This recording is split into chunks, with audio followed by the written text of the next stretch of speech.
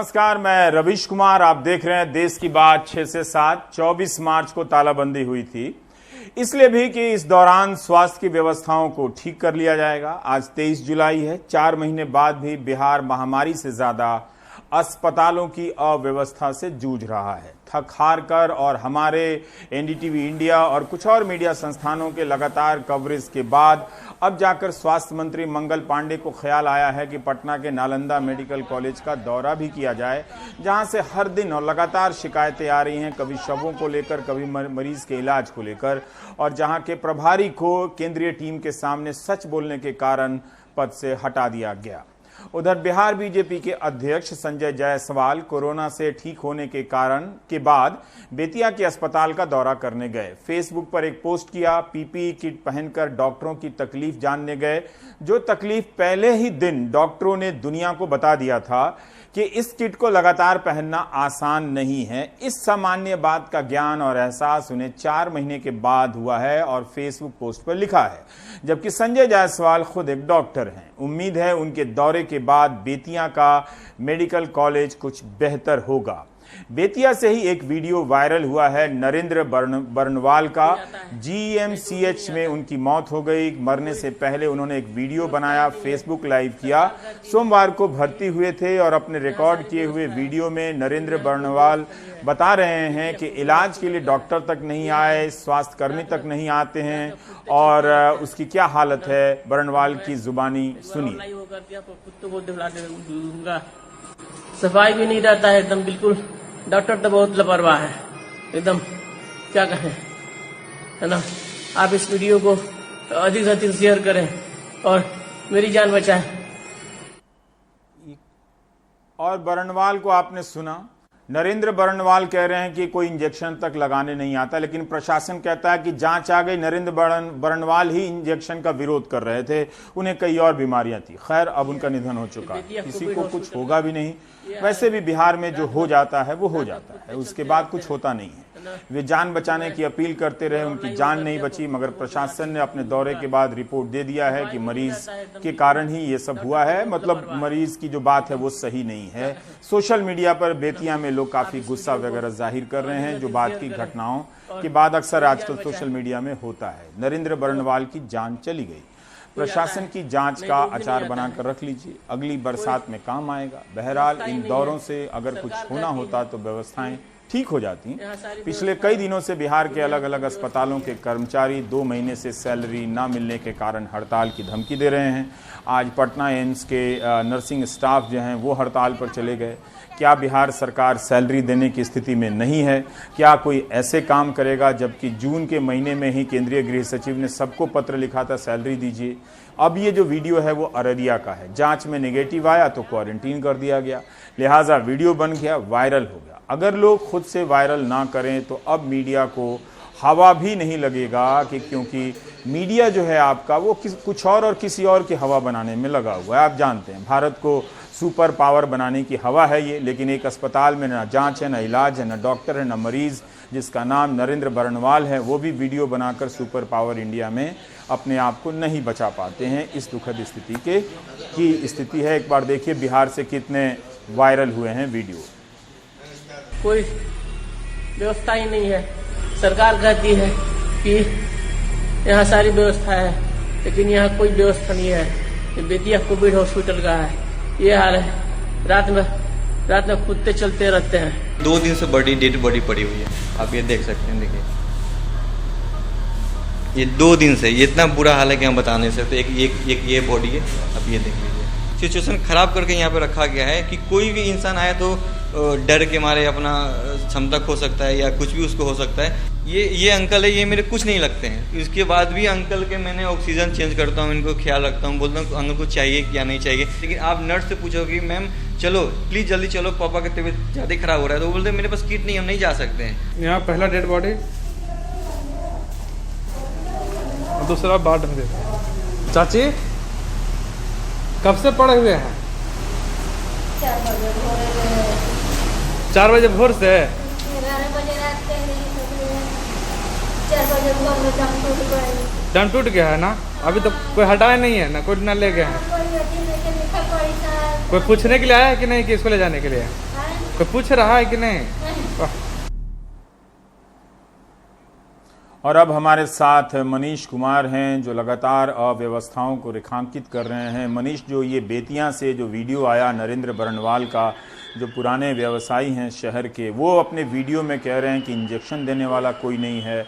ज़िला प्रशासन अपनी जांच के बाद कह रहा है कि वो खुद मना कर रहे थे कि कोई इंजेक्शन ना दे, ऐसे ही टैबलेट खाकर ठीक हो जाएंगे। वस्तु स्थिति का क्या इस तरह से पता चलेगा कि जिस ज़िला प्रशासन पर आरोप है, जिन अस्पतालों पर, वही जाँच करके सर्टिफिकेट भी दे रहे हैं।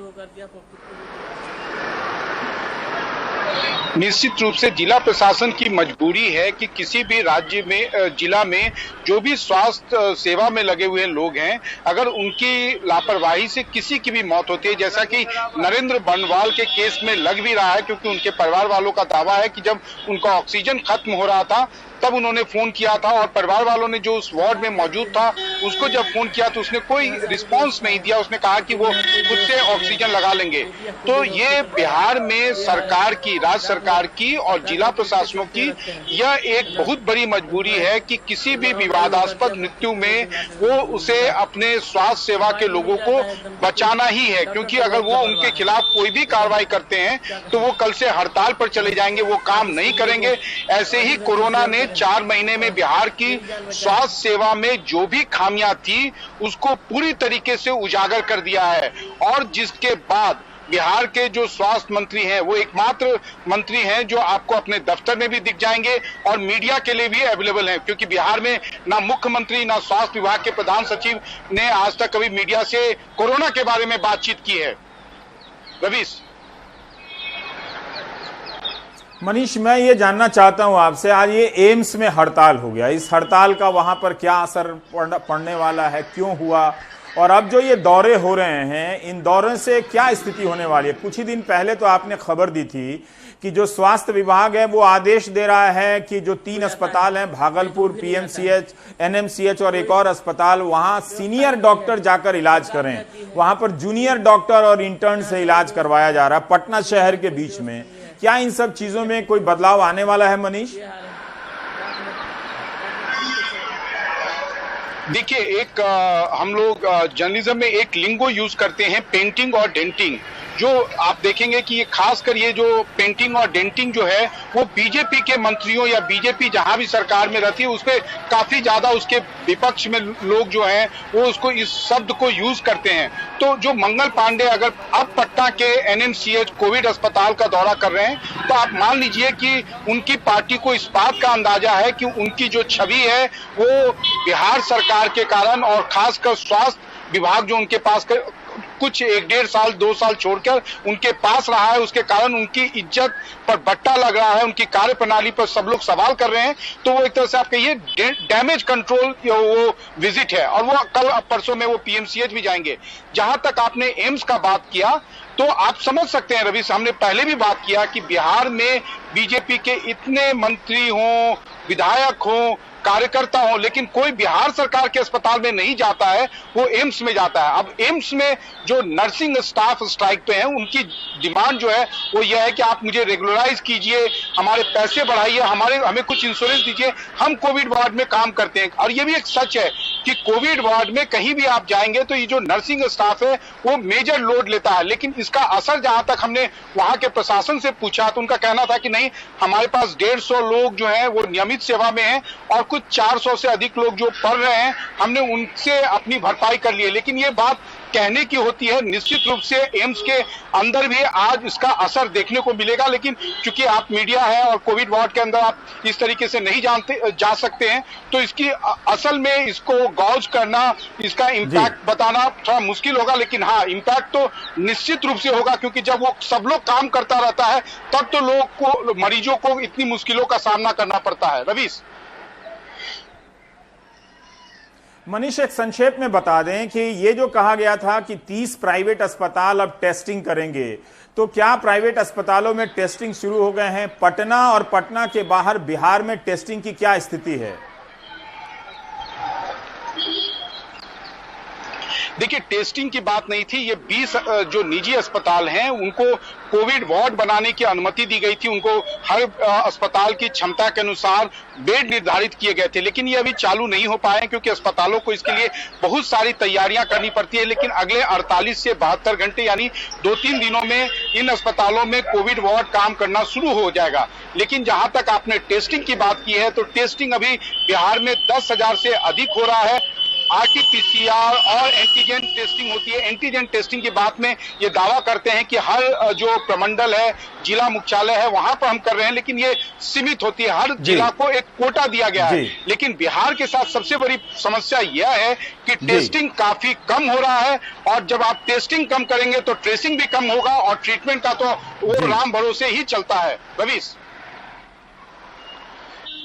जी, बहुत बहुत शुक्रिया मनीष। आप लगातार असफल प्रयास कर रहे हैं कई हफ्तों से सरकार और लोगों को बताने के लिए कि बिहार की अस्पताल की व्यवस्थाएं ठीक नहीं हो रही हैं। आप आगे भी असफल प्रयास करते रहिए, हम भी असफल प्रयास करते रहेंगे। जो लोग भी ये बात समझते हैं कि उन्हें एक बार कोविड हो गया, अब उनके भीतर इम्यूनिटी यानी हिंदी में प्रतिरोधी क्षमता बन जाएगी, उन्हें इस रिपोर्ट को ध्यान से देखना चाहिए।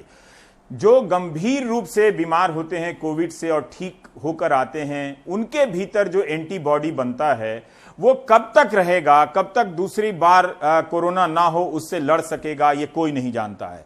और जिनके लक्षण परिलक्षित नहीं होते हैं, सामने नहीं आते, उनके शरीर के भीतर जो एंटीबॉडी बनती है वो कितने दिनों तक सामना कर पाएगी कोरोना के संक्रमण का, कोई नहीं जानता है। लेकिन रवीश रंजन शुक्ला की यह रिपोर्ट दिल्ली से बहुत ही चिंताजनक है कि एक पुलिस अधिकारी को कोरोना हुआ, वो ठीक हो गए, कुछ दिन काम किया, उसके बाद भी कोरोना हो गया। दिल्ली में एक पुलिस इंस्पेक्टर को दोबारा कोरोना होने से डॉक्टर हैरान हैं। पहली बार इनका 13 मई को आरटीपीसीआर टेस्ट हुआ, इसमें कोई लक्षण नहीं थे, लेकिन वो पॉजिटिव पाए गए। हफ्ते भर अस्पताल में रहे, 25 मई को ठीक होकर घर चले गए, लेकिन 2 महीने बाद यानी 10 जुलाई को दोबारा बुखार और खांसी आई। तब इन्होंने अपना एंटीजन और आरटीपीसीआर टेस्ट करवाया तो फिर पॉजिटिव आए। ये पेशेंट जो एक इंस्पेक्टर हैं, 13 मई को कैंप लगा हुआ था हॉस्पिटल में, तो इन्होंने अपना टेस्ट करा लिया, इनको कोई सिम्टम नहीं था, वो पॉजिटिव आया। 15 से 22 तक ये हॉस्पिटल में दाखिल रहे, फिर इन्होंने 25 तारीख को अपना टेस्ट कराया जो नेगेटिव आया। उसके बाद ये बिल्कुल स्वस्थ रहे। फिर 10 जुलाई को इनको फीवर और वायरल सिम्टम्स आए। इस बार इन्होंने रैपिड एंटीजन टेस्ट कराया और साथ में अपनी एंटीबॉडीज भी करवाई, तो एंटीबॉडीज बिल्कुल नेगेटिव आई, बट एंटीजन टेस्ट इनका फास्ट एंटीजन टेस्ट पॉजिटिव आया। उसके बाद इन्होंने आरटीपीसीआर कराया, वो भी पॉजिटिव आया। दिल्ली में इस तरह का ये दूसरा मामला है। इससे पहले बाड़ा हिंदूराव अस्पताल की एक नर्स दोबारा पॉजिटिव पाई गई थी, लेकिन कोरोना वायरस के इलाज और शोध से जुड़े डॉक्टर और संस्थान मानने को तैयार नहीं हैं कि कोरोना दोबारा हो सकता है। अभी तक तो ऐसी कोई रिपोर्ट साइंटिफिक जगत के सामने में नहीं है कि दोबारा हो सकता है करके। चर्चा जरूर चल रही है पूरे विश्व में कि दोबारा हो सकता है या नहीं हो सकता है, लेकिन जो हमारी वैज्ञानिक पर्चियाँ जो छपती है जर्नल्स में, किसी भी जर्नल में आज तक ये नहीं है कि किसी को कोरोना हो गया फिर वो आदमी दुरुस्त हो गया, उससे पूरा तो रिकवर कर लिया और बाद में दोबारा हुआ, ऐसा कोई अभी तक कोई पर्ची आई नहीं है अभी तक। तो आज के दिन तो ये नहीं मानेंगे कि दोबारा हो सकता है। नहीं, अगर वायरस पॉजिटिव किसी को हो तो उसमें एंटीबॉडीज बनने के चांसेस बहुत ज़्यादा होते हैं। कुछ दिन पहले भी 2-3 महीने पहले मई में और ये कुछ साउथ कोरिया से और चाइना से रिपोर्ट हुए थे, करीब 90 के आसपास साउथ कोरिया से हुए थे, लेकिन फाइनली जब पाया गया कि नहीं ये लाइव वायरस नहीं है, तो आरटीपीसीआर ने अगर डिटेक्ट किया है तो इसका ये मतलब नहीं कि वो लाइव वायरस ही है और वो पर्सन इन्फेक्शियस है जी। बहुत दिनों तक जो है ये वायरस जो है उनके डेब्रिस जो है पड़े रहते हैं थ्रोट में और आरटीपीसीआर उनको डिटेक्ट कर लेता है तो पॉजिटिव रिजल्ट देता है। क्योंकि ग्लोबल अगर हम एविडेंस देखें, पूरी बात करें तो पूरी दुनिया में 1.5 करोड़ के आसपास लोगों को हो चुका है अभी तक, बट री इन्फेक्शन अभी तक नहीं हुए हैं। जो प्रूवन हो री इन्फेक्शन। सो इसलिए उनकी बहुत ही कम संभावना है। तो क्या मरीजों की पहली पॉजिटिव रिपोर्ट फॉल्स थी या फिर कोरोना होने के बावजूद उनमें एंटीबॉडी नहीं बने? इस तरह के कुछ केस जापान और एकाध देशों में पढ़ने को मिले हैं, इसलिए इस पर गंभीर रिसर्च की बात भी कही जा रही है। इसके बिना कोरोना अबूझ पहेली बना रहेगा। नई दिल्ली से अक्षय डोंगरे के साथ रवीश रंजन शुक्ला, एनडीटीवी इंडिया। तो आपने देखा भी, और ये महामारी चूंकि नई है इसलिए नए नए सवालों के साथ इसे देखते समझते रहने की जरूरत है। लेकिन कालाबाजारियों के लिए महामारी भले ही नई हो मगर उनका खेल पुराना है। वो इस महामारी में भी 80-80 हजार रुपए के रेमडेसिविर ब्लैक मार्केटिंग कर रहे हैं और पैसे कमा रहे हैं। न जाने हमारे सहयोगियों ने मुंबई से कितनी बार रिपोर्ट करके असफल प्रयास किया कि ये कालाबाजारी मान जाएं या सरकारों की नजर जो है इन पर सख्त हो जाए, असफल रहे।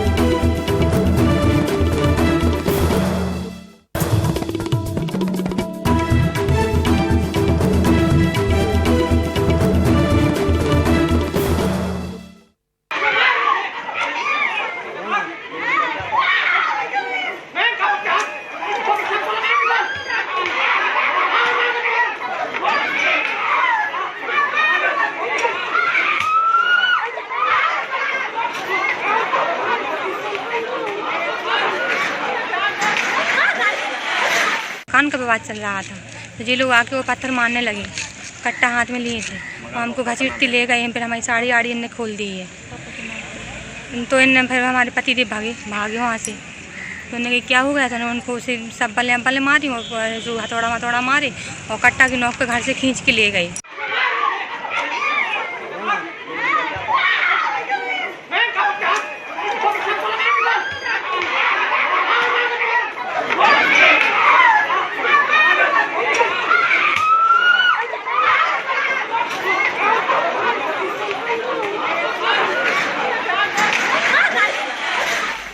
ये इस तरह की घटनाएं होती रहती हैं, मकानों का कब्जा हो या ज़मीन को दखल कर लेने की घटना हो। अगर आप इस नज़र से आप देश को देख लेंगे तो घबरा जाएंगे, एक गिलास नहीं खरीदने की हिम्मत जुटा पाएंगे कि कितनी योजनाएं बनती हैं। तहसीलदार से लेकर अधिकारी लोग, पंच सरपंच मिलकर दिन रात, मतलब इस तरह की घटनाएं हर जगह से आती रहती हैं।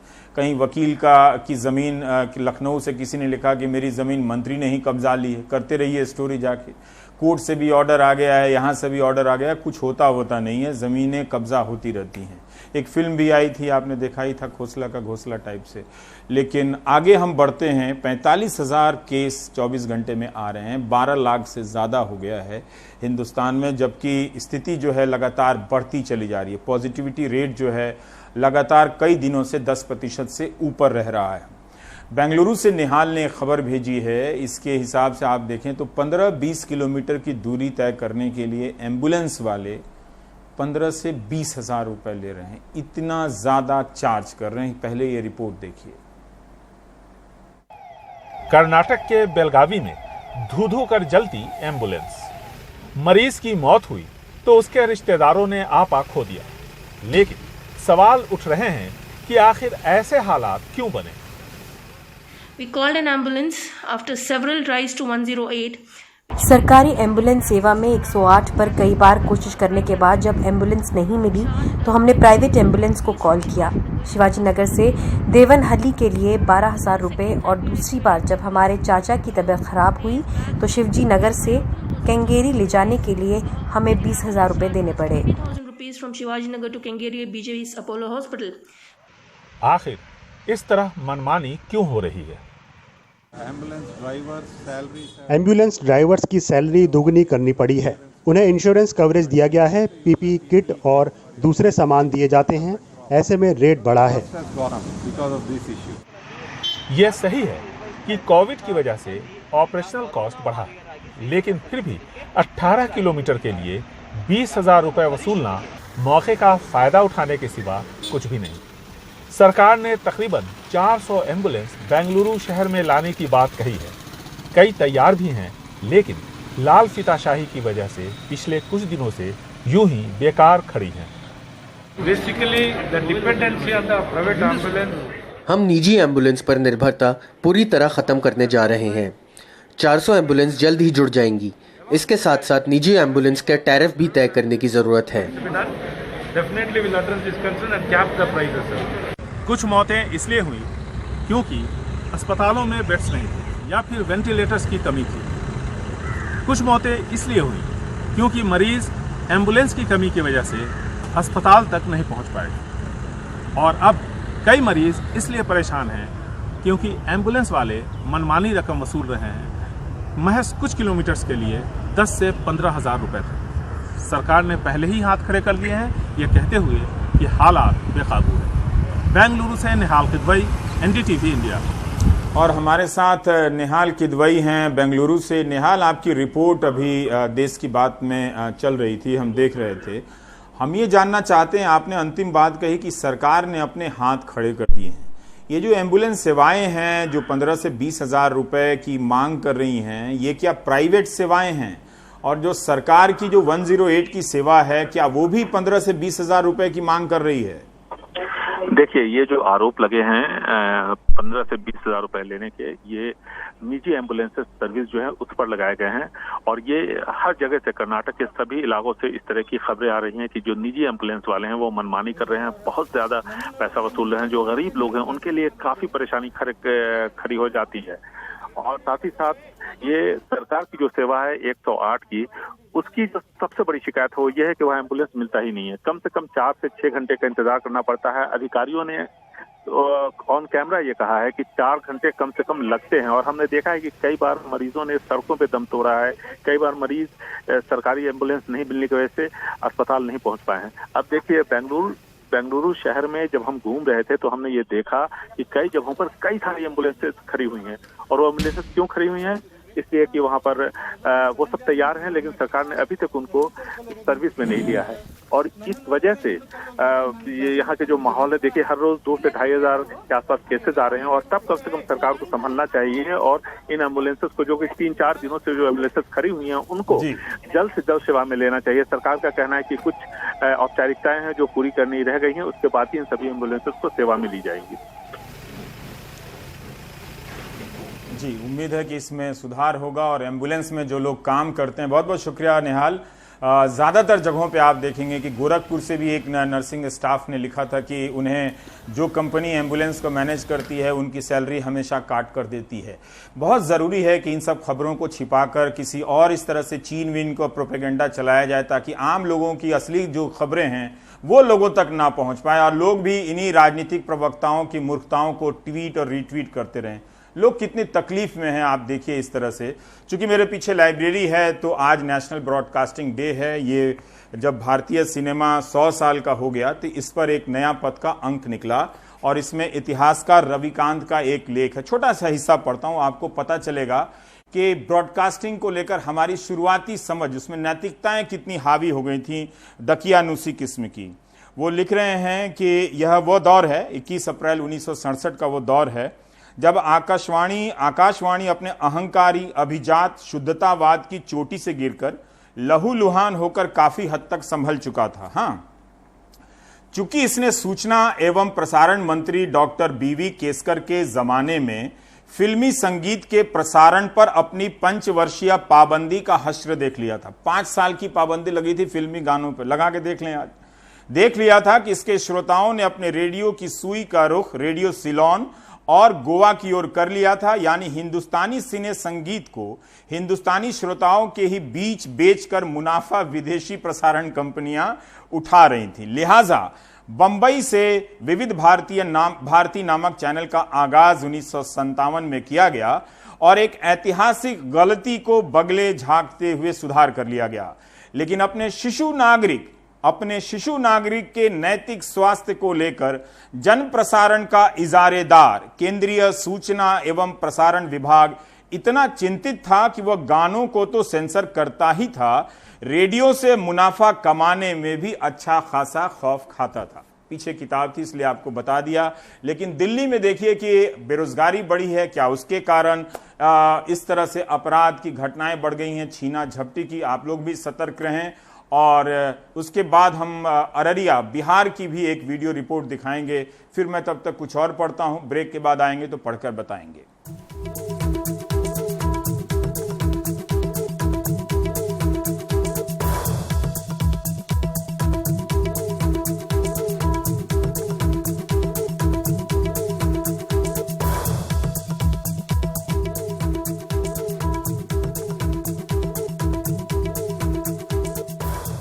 मेरा अभी तक जांच भी नहीं हुआ है और हम जब जांच करवाने के लिए अररिया गए थे तो वहाँ पे मेरा नाम सारा कुछ एंट्री हो गया था, सब कुछ ओके हुआ था।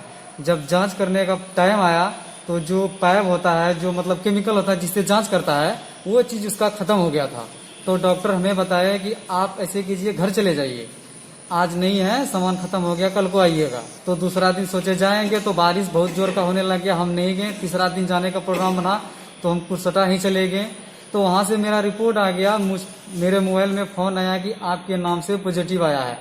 फिर हम फ़ोन पे बताएं कि जब हमारा चेक ही नहीं हुआ तो पॉजिटिव कैसे आ गया। तो बोल रहा नहीं, आपके नाम से आया है, आपको जो है जहाँ भी है अलर्ट रहिएगा, आपको लेने आएंगे। बोल रहा साइकिल लेके ही फारजगंज चले जाओ, हम हॉस्पिटल का या जहाँ भी रहने का है क्वारंटाइन, वहाँ का नाम बता देते हैं, आप वहाँ के रह लेना। वहाँ से हम बोले नहीं जाएंगे, हमको यहाँ पूरा रिपोर्ट बताइए, हमको लेके चलिए, हम अकेला कहाँ जाएंगे, पानी बारिश पूरा एकदम रोड में पानी चल रहा है। फिर भी हम साइकिल लेके यहाँ आए। हम सोचे हमको जब कुछ है ही नहीं तो जाने में क्या हुआ। फिर मुझको बोला कि चलो तुम 2 दिन यहाँ पे रहो, उसके बाद भेज देंगे। हम फिर भी ये बात बोले हमको कम से कम चेक कर लीजिए, उसके बाद रखिए, हम यहीं पे कहीं नहीं जाएंगे। लेकिन फिर भी हमको चेक नहीं किया, हम बिना चेक किए हुए क्वारंटाइन में अभी तक है।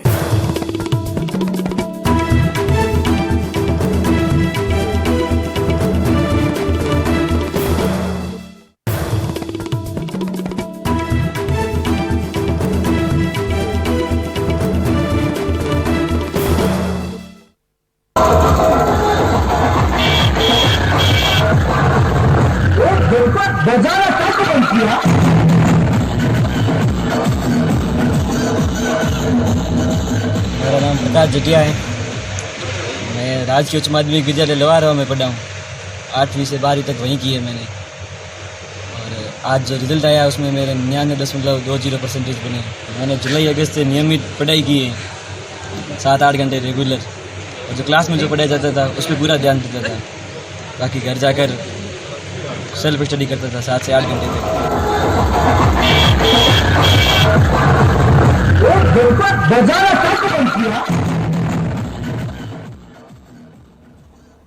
सरकारी परीक्षा सिस्टम भी ओलंपिक से कम नहीं है। प्रकाश फुलवरिया ने क्या शानदार कमाल किया। लोग भी देखिए पूरा दम जुट जाते हैं गाजे बाजे के साथ स्वागत करने के लिए। मेरे हाथ में ये किताब मेरे बहुत ही आदरणीय शिक्षक का है, पार्थसारथी गुप्ता का, power politics and the people. आज ब्रॉडकास्टिंग डे है, इसका एक चैप्टर है रेडियो एंड द राज। इसमें बताते हैं कि 1920 के दशक में रेडियो क्लब हुआ करते थे हिंदुस्तान में, और जो अंग्रेज अफसर थे रूरल डेवलपमेंट वाले, वो इन रेडियो क्लब का इस्तेमाल करते थे। ऐसा ही एक रेडियो क्लब गुरुग्राम यानी तब के गुड़गांव में भी था। तो अब आगे बढ़ते हैं चांदनी चौक की कहानी की तरफ। 2004 में दिल्ली हाईकोर्ट ने आदेश दिया था कि चांदनी चौक की हालत बहुत खराब हो गई है, इसका रीडेवलपमेंट किया जाए। अब जाकर कुछ कुछ दिखाई दे रहा है कि ये हो सकता है। 350 साल पुराना ये बाजार दुनिया के ऐतिहासिक बाजारों में से एक है। तब कायम हुआ था जब शाहजहां ने अपनी राजधानी आगरा से दिल्ली शिफ्ट की थी और उनकी बेटी, जो बहुत ही दुलारी बेटी थी, जहांआरा, उन्होंने चांदनी चौक बाजार का निर्माण कराया था। शरद की ये रिपोर्ट देखिए। ये दिल्ली का ऐतिहासिक लाल किला है, जहां से हर स्वतंत्रता दिवस पर प्रधानमंत्री राष्ट्र के नाम संदेश देते हैं। और लाल किले के ठीक सामने है चांदनी चौक। तो चांदनी चौक में पिछले काफ़ी समय से ये कहा जाए कि 1.5 साल के आसपास का समय हो गया है जब सौंदर्यीकरण का काम या पुनर्विकास का काम जो था वो चल रहा था। तो आज जो है इसकी पहली झलक मैं आपको दिखाता हूँ। ये देखिए, ये सामने लाल किला है और लाल किले के सामने से जैन मंदिर से ही यहाँ पर ये जो पुनर्विकास का काम जो शुरू हुआ था उसकी एक पहली झलक देखिए कि आने वाले समय में जो चांदनी चौक की ये पूरी सड़क होगी, चांदनी चौक से लेकर और फतेहपुरी मस्जिद जो लगभग 1400 मीटर की ये सड़क है, ये होगी। और ये देखिए अब इसको इस तरह से बनाया गया है कि ये जो सड़क है एक तो सीमेंट कंक्रीट की सड़क है, जैसा लाल किले का रंग है इस सड़क का रंग भी वैसा ही दिया गया है, बल्कि पूरा ही जो यहाँ पर निर्माण किया गया है अब पुनर्विकास की योजना में, सौंदर्यीकरण की योजना में, पूरी तरह से जो लाल किले का रंग है बिल्कुल उससे मैच करता है। 5.5 मीटर का ये कैरिज वे दोनों तरफ होगा, बीच में 3.5 मीटर का ये डिवाइडर है। और जो सबसे अहम बात है वो फुटपाथ हैं। 5.5 मीटर से लेकर 6 मीटर तक ये चौड़े जो हैं फुटपाथ लोगों को चलने के लिए यहाँ पर दिए जाएंगे। अहम बात ये रहेगी कि अब जो है चांदनी चौक सुबह 9 बजे से लेकर रात के 9 बजे तक जब ये शुरू हो जाएगा, अभी तो काम चल रहा है, तो सुबह 9 से रात के 9 बजे तक ये नो मोटर व्हीकल जोन रहेगा, यानी कि यहाँ पर 2 व्हीलर 4 व्हीलर या कोई गाड़ी नहीं आ सकती है। हाँ, रिक्शा जो है वो ज़रूर चल सकती है। पीछे तो काम चल रहा तो काफ़ी दिक्कत रही होगी, अब तो काफ़ी कुछ दिखना शुरू हो गया, आपको दिखना शुरू हो गया कि आने वाले समय में कैसा दिखेगा। बहुत अच्छा सर, हाँ बहुत अच्छा लगेगा। तो देखिए आपको हेरिटेज सेंटर बोलते हैं, हेरिटेज वो बढ़िया होगा। तो अब आपको लगता है टूरिस्ट भी इसे देखकर जो है और आएगा? बहुत बढ़िया, टूरिस्ट बहुत ज़्यादा आएगा। हाँ सर, आप तो बताइए, आप नाम बताइए, कहाँ रहते हैं? लक्ष्मी चंद, यहीं चांदनी चौक रहते हैं जी। अच्छा, थोड़ा बताइए कि कैसा ये लग रहा है, कैसा और आगे लगने की उम्मीद? बढ़िया लगेगा जी, बढ़िया है। और हिस्ट्रिकल पैलेस है ये, तो उसमें लोग आएंगे देखने। वो तो भीड़ भाड़ की समस्या थी, वो आप लोग की अब दूर हो जाएगी? हाँ जी बिल्कुल हो जाएगी जी। ठीक है, हाँ जी। तो जिस दिन मेट्रो आएगी ना सर, स्टार्ट हो जाएगा मेट्रो, तो पब्लिक इतनी ज़्यादा हो चुकी होगी, यहाँ पर लोग सारे देखने आएंगे। अच्छा, मेट्रो भी वो क्योंकि वो कोरोना की वजह से बंद है, आप ये कह रहे हैं? मेट्रो नहीं है ना, पब्लिक टूरिस्ट नहीं आ रहा अभी। हाँ, और जिस टूरिस्ट आएगा यहाँ पे पैरने जगह नहीं होगी। अच्छा, एक तरफ से मेट्रो भी खुल जाएगी और दूसरी तरफ से यहाँ पर काम भी हो जाएगा, टूरिस्ट भी आएगा स्पेशल देखने के लिए, all over India, all over world से आएगा। और यहाँ से पैदल चलेंगे तो इस वजह से बहुत ज़्यादा जाम की समस्या की भी समस्या तो रहेगी सर, खत्म हो जाएगी जाम की समस्या। जाम की समस्या खत्म है, जाम की समस्या तो खत्म ही हो जाएगी। हाँ जी। तो एक मैं और चीज़ आपको दिखा रहा था, अभी यहाँ पे दिखाई दी कि क्योंकि ये संकरी गलियाँ थी चांदनी चौक की, तो यहाँ पर जो है अब जब पुनर्विकास हो रहा है तो इस तरह के फायर हाइड्रेंट भी कुछ जगहों पे लगाए गए हैं कि अगर कहीं आग लगती है तो इनके ज़रिए जो है वो पाइप लगाकर आग को बुझाया जा सके। तो नवंबर तक की बात की जा रही है कि नवंबर तक ये जो चांदनी चौक है वो कुछ इस तरह से दिखता हुआ आपको नज़र आ सकता है और आपके लिए, आम लोगों के लिए ये नवंबर तक खोलने की कोशिश की जा रही है, ऐसी बात सरकार की तरफ से की जा रही है। चांदनी चौक से अपने कैमरा पर्सन राकेश महाले के साथ मैं शरद शर्मा, एनडीटीवी इंडिया। मध्य प्रदेश में कमलनाथ सरकार के जाने के बाद से कांग्रेस खेमे के विधायकों के इस्तीफों का सिलसिला जारी है। आज मानधाता से कांग्रेस विधायक नारायण पटेल ने राज्य विधानसभा से इस्तीफा दे दिया। विधानसभा के प्रोटेम स्पीकर रामेश्वर शर्मा ने उनका इस्तीफा स्वीकार कर लिया। अटकलें हैं कि नारायण पटेल भी बीजेपी में शामिल हो सकते हैं। इससे पहले नेपानगर से कांग्रेस विधायक सुमित्रा देवी कासडेकर और बड़ा मल्हेरा से कांग्रेस विधायक प्रद्युम्न सिंह लोधी भी राज्य विधानसभा से इस्तीफा देकर बीजेपी की सदस्यता ले चुके हैं। ज्योतिरादित्य सिंधिया की बगावत के बाद से अब तक कुल 25 कांग्रेसी विधायक पार्टी छोड़ चुके हैं। मध्य प्रदेश में कांग्रेस भी बीजेपी में सेंध लगाने की कोशिशों में जुटी है। आज बीजेपी नेता और राज्य के पूर्व मंत्री केएल अग्रवाल पूर्व मुख्यमंत्री कमलनाथ की मौजूदगी में कांग्रेस में शामिल हो गए। अग्रवाल के साथ उनके 400 समर्थक भी कांग्रेस में शामिल हुए हैं। केएल अग्रवाल ने पहले ही कहा था कि अगर आने वाले उपचुनावों में उन्हें टिकट मिलेगा तो वो कांग्रेस में शामिल हो जाएंगे। अग्रवाल के शामिल होने के बाद कमलनाथ ने कहा कि इससे आने वाले उपचुनावों में कांग्रेस को ताकत मिलेगी। पूर्वी दिल्ली से बीजेपी के सांसद गौतम गंभीर ने दिल्ली के मुख्यमंत्री अरविंद केजरीवाल पर आरोप लगाया है कि वो दिल्ली में वही कर रहे हैं जो पश्चिम बंगाल में ममता बनर्जी कर रही हैं। गौतम गंभीर का आरोप है कि केजरीवाल की आम आदमी पार्टी दिल्ली में वोट बैंक राजनीति के लिए बांग्लादेशियों और रोहिंग्याओं को राशन कार्ड देने में पक्षपात कर रही है। गंभीर ने दिल्ली की समस्याओं को लेकर भी केजरीवाल सरकार पर लापरवाही के आरोप लगाए और कहा कि शहरी विकास की कमेटी की मीटिंग में पीडब्ल्यूडी के अधिकारी गैर मौजूद रहे। गंभीर ने कहा कि दिल्ली सरकार ने गरीबों के लिए प्रधानमंत्री गरीब कल्याण अन्न योजना का नाम बदलकर मुख्यमंत्री घर घर राशन योजना रख दिया है।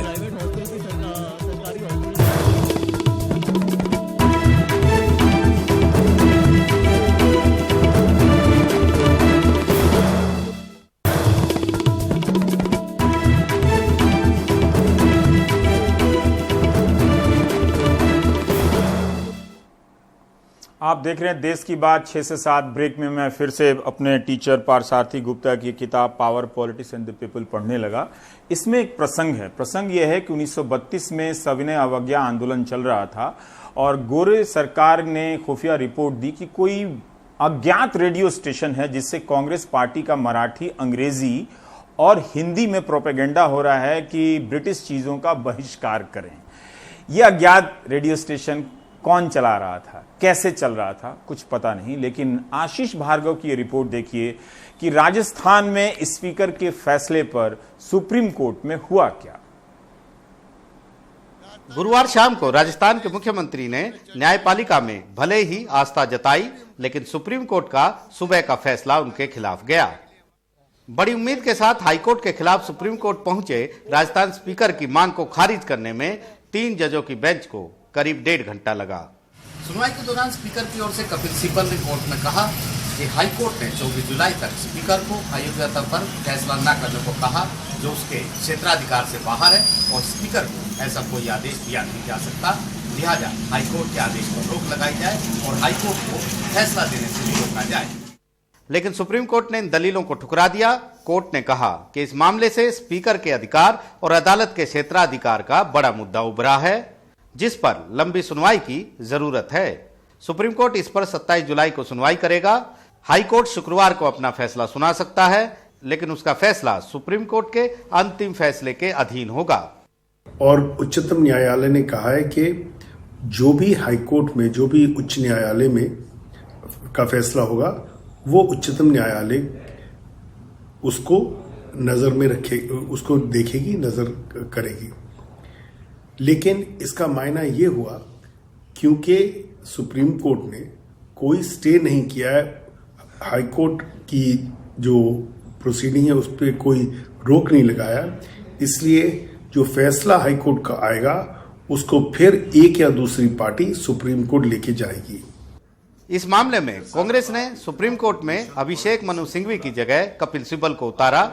सिब्बल ने दलील दी कि अगर कोर्ट ने दखल नहीं दिया तो बागी सरकार को गिरा देंगे। अदालत के हर फैसले के राजनीतिक मायने होंगे। लेकिन सुप्रीम कोर्ट ने उन पर ही बड़ा सवाल दाग दिया।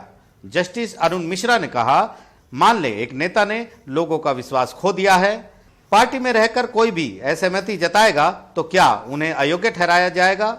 लोकतंत्र में असहमति की आवाज को इस तरह दबाया नहीं जा सकता है। बहरहाल अब सबकी नजर शुक्रवार को आने वाले हाईकोर्ट के फैसले पर रहेगी। इस फैसले के कानूनी मायने तो फिलहाल नहीं होंगे, लेकिन राजनीतिक रूप से ये एक बड़ा फैसला होगा। नई दिल्ली से आशीष भार्गव की रिपोर्ट, एनडीटीवी इंडिया। चलते चलते एक छोटी सी जानकारी और। 2 भारतीय थे जिन्होंने पहली बार 1923 में एक प्राइवेट रेडियो कंपनी रजिस्टर की थी, इंडियन रेडियो टेलीग्राफ कंपनी के नाम से। इनके नाम थे RM चिनॉय और सुल्तान चिनॉय। पुणे में कंपनी ये बनी थी, पुणे में, और ट्रांसमीटर वहीं लगा रही थी, पुणे के ये लोग थे। आज अपने टीचर की बहुत याद आ रही थी, इसलिए इनके किस्से सुनाने लगा। आप देख रहे थे देश की बात 6 से 7। नमस्कार।